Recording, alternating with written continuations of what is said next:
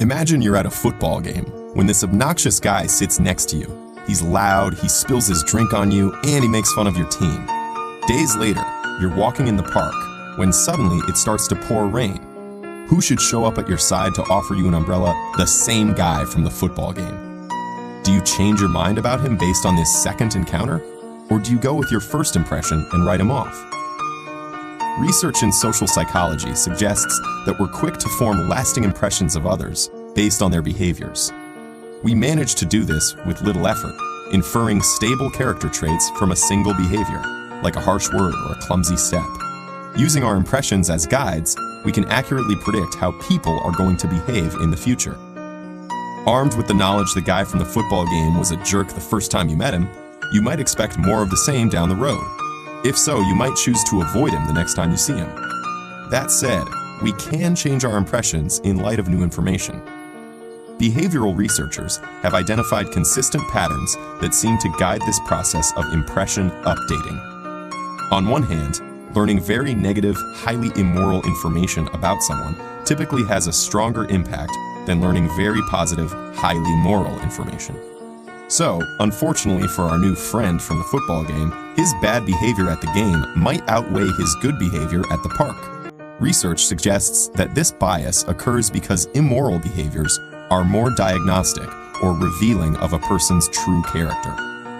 Okay, so by this logic, bad is always stronger than good when it comes to updating. Well, not necessarily.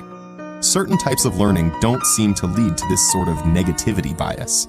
When learning about another person's abilities and competencies, for instance, this bias flips. It's actually the positive information that gets weighted more heavily. Let's go back to that football game. If a player scores a goal, it ultimately has a stronger impact on your impression of their skills than if they miss the net. The two sides of the updating story are ultimately quite consistent. Overall, behaviors that are perceived as being less frequent are also the ones that people tend to weigh more heavily when forming and updating impressions. Highly immoral actions and highly competent actions. So, what's happening at the level of the brain when we're updating our impressions? Using fMRI, or functional magnetic resonance imaging, researchers have identified an extended network of brain regions that respond to new information that's inconsistent with initial impressions.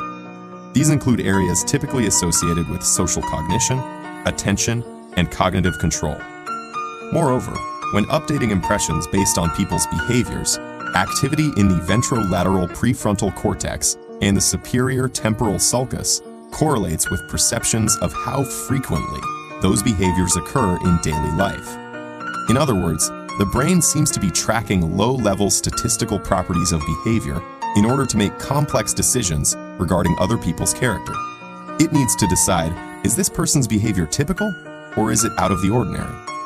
In the situation with the obnoxious football fan turned Good Samaritan, your brain says, well, in my experience, pretty much anyone would lend someone their umbrella. But the way this guy acted at the football game, that was unusual. And so, you decide to go with your first impression. There's a good moral in this data. Your brain, and by extension you, might care more about the very negative, immoral things another person has done compared to the very positive, moral things, but it's a direct result of the comparative rarity of those bad behaviors. We're more used to people being basically good, like taking time to help a stranger in need. In this context, bad might be stronger than good, but only because good is more plentiful. Think about the last time you judged someone based on their behavior, especially a time when you really feel like you changed your mind about someone.